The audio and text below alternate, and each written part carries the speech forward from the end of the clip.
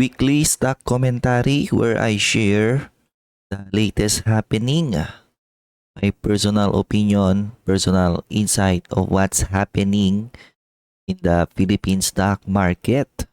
If you want exclusive investing related contents in the Philippine stock market, check the pinned comment. You want daily insights in Facebook, you can follow me. Okay. So the first month, PSEI hits 7-month high. 6.4. Actually kanina nag 6.5 siya eh, no? Ayan. So yung 6.5 yan yung inaabangan ng mga technical analyst. Okay. However, lagi siyang hindi nakakawala, di ba? Kasi parang sinasabi ng mga analyst, parang nagte-technical drawing. Kapag tinagos niyo daw yan, di ba? Baka magtuloy-tuloy papuntang 7.4. Okay. Kapag pumunta nga siya ng 7.4, ito yung December closing 7.4, that's bull run, no? So, for the first time, for the past 6 years, magbubull run ang PSEI. Diba? Kasi ang definition ng bull run is more than 20% na return or index return at a given year, no? Kapag ganyan na usap-usapan yung bull run, yung sentiment, no? Parang yan nagko-compound. Naimasmasan yung mga investor, baka doon siya magtuloy-tuloy, di ba? Parang ganyan, tuloy-tuloy, okay? However, wala pa rin no? Parang wala, fake. Yan? fake rally. So, strong foreign inflows and a rebound. Peso are the main driver, which is true, no? Bumabagsak siya ngayon below 58.5. Okay? So, you have Maynilad. Nag-breakout. Kasi nadagdag daw siya sa small cap index. Okay. So, 20.15.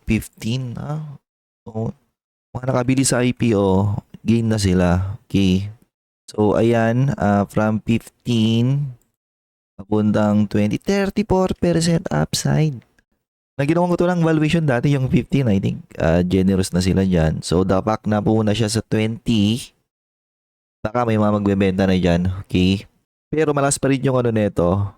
Malas pa rin yung hype niya among retail investing communities kasi nga mamimigay daw siya ng baka around 5 to 6% na dividend yield. I'll have to find that out. So, Globe, nirelease niya yung kanyang ayan nireveal na yung kanyang yield. 6.11, 6.7. Pwede na, no? Pero, ginawa ko to ng, opinion recently. And, inano ko siya kay Tel. Kasi kay Tel, last year, nung kasagsagan ng konektadong Pinoy, no?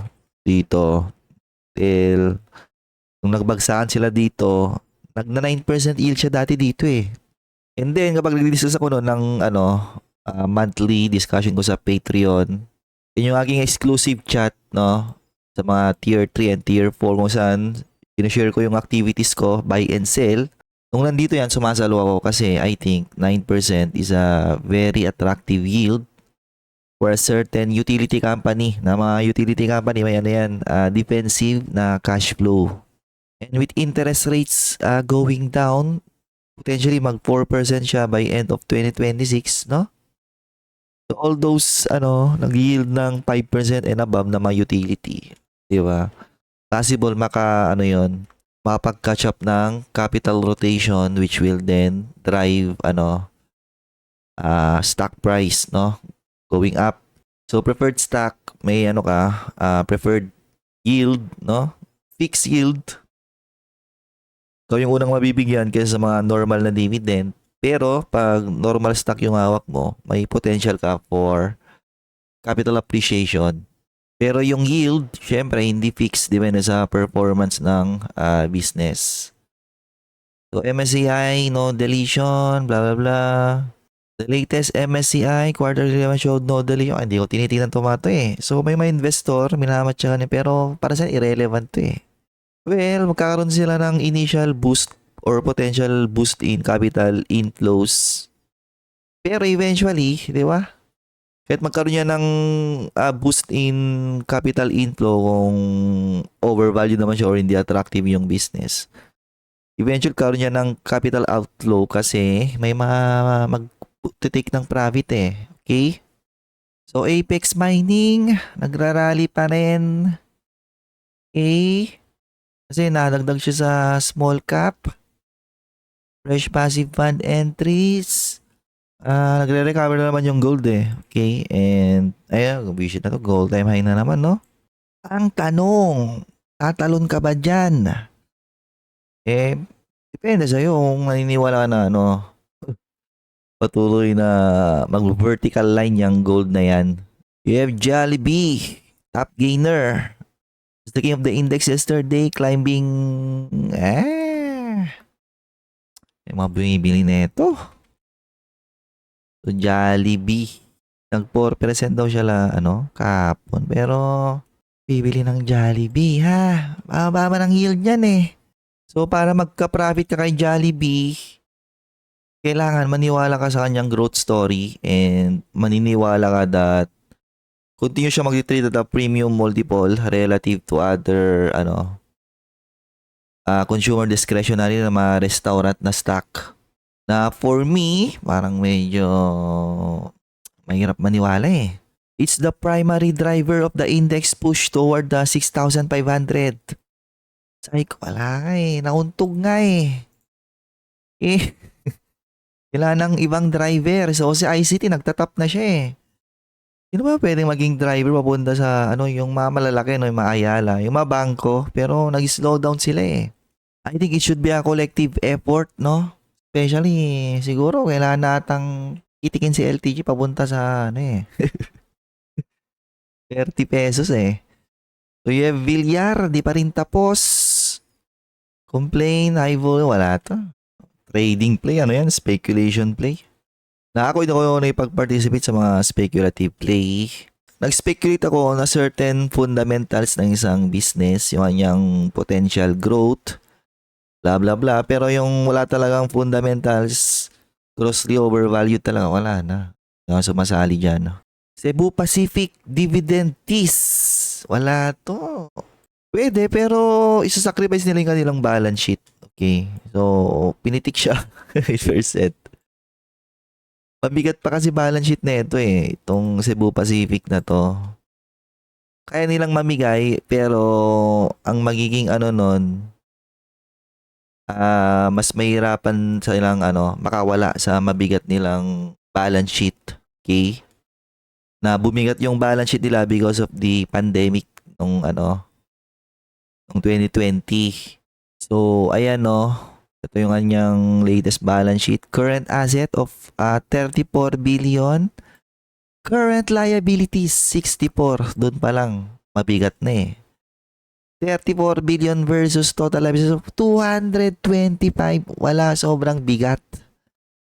Lease liability 102 billion, long-term debt 30. Wala, lahat na yan kumakain yan ng cash flow every year. So lahat ng yan, 'di ba? Magiging kalaban yan ng tawag nito, ng kanilang dividend payout.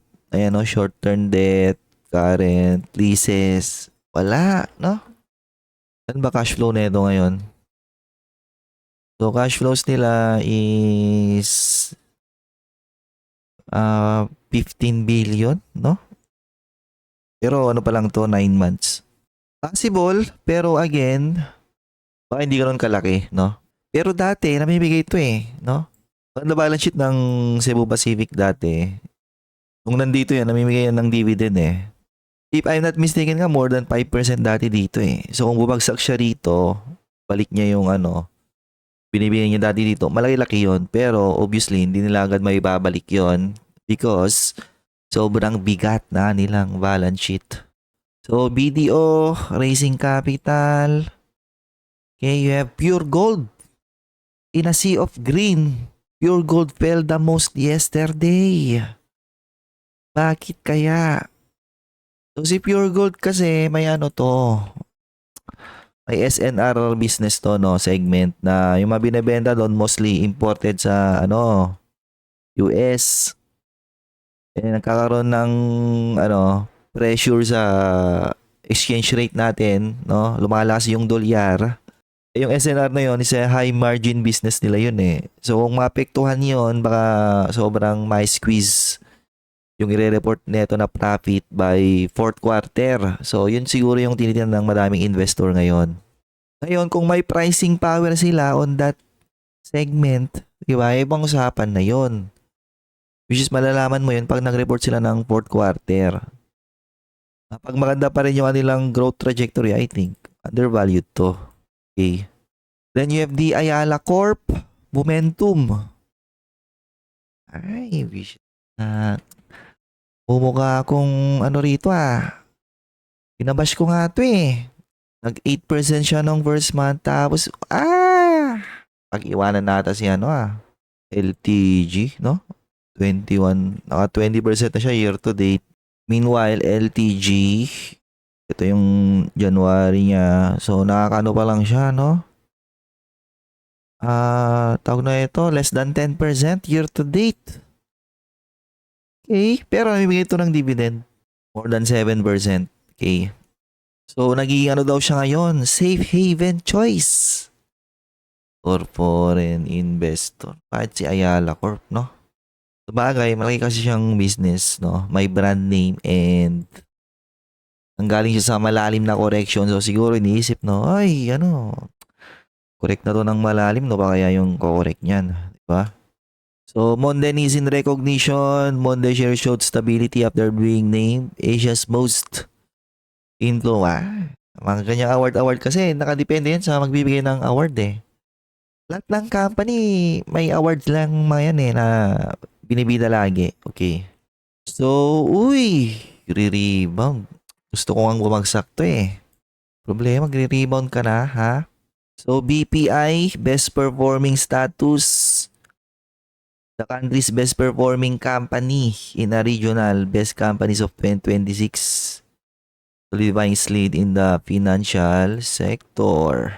However, trade nga siya, premium price to book eh. Siguro lang to, no, pipitikin ulit to pag talagang bull run, no? Pero pag di magbubull run, I think, or I doubt, pipitikin pa ulit yan.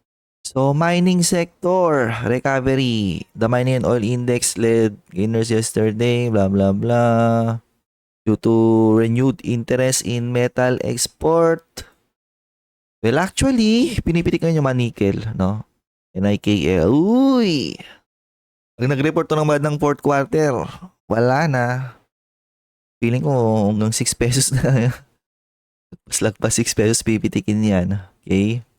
Then you have the net foreign inflow surge. Yesterday alone, foreign investors posted net inflow by Philippines. Kasi lakas ng emerging ngayon eh. So ito, yung emerging market to.